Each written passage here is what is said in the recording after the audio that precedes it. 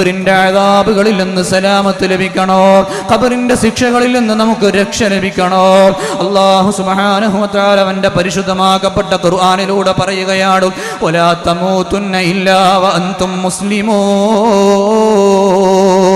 നിങ്ങൾ മുസ്ലിമീങ്ങളായിട്ടല്ലാതെ മരിക്കാൻ പാടില്ല.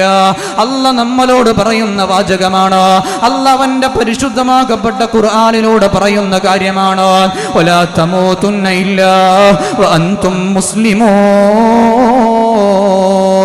മുസ്ലിമായിട്ടല്ലാതെ നമ്മൾ മരിക്കാൻ പാടില്ല. അതിനർത്ഥം എന്താണ്?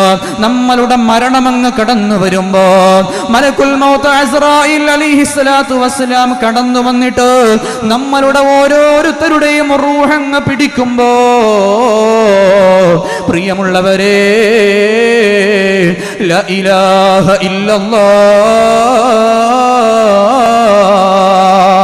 എന്ന് ചൊല്ലാനുള്ള കഴിവ് നമുക്കുണ്ടാവണം, എന്ന് ചൊല്ലാനുള്ള തൗഫീഖ് നമുക്കുണ്ടാവണം.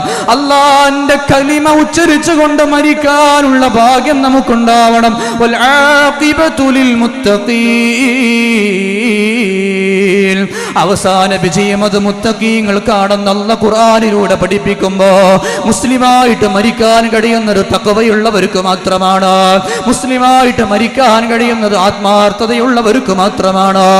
അങ്ങനെ അല്ലാഹുവിന്റെ ഖുർആനിലൂടെ നമ്മളോട് പഠിപ്പിച്ചിട്ടുണ്ടെങ്കിൽ, പ്രിയമുള്ളവരെ, ലാ ഇലാഹ ഇല്ലല്ലാഹ് മുഹമ്മദുർ റസൂലുള്ളാഹ്, അത് നമ്മുടെ ജീവിതം മുദ്രയാവണം, അത് നമ്മളുടെ ഐക്യമാവണം, അത് നമ്മളുടെ മുദ്രാവാക്യമാകണം.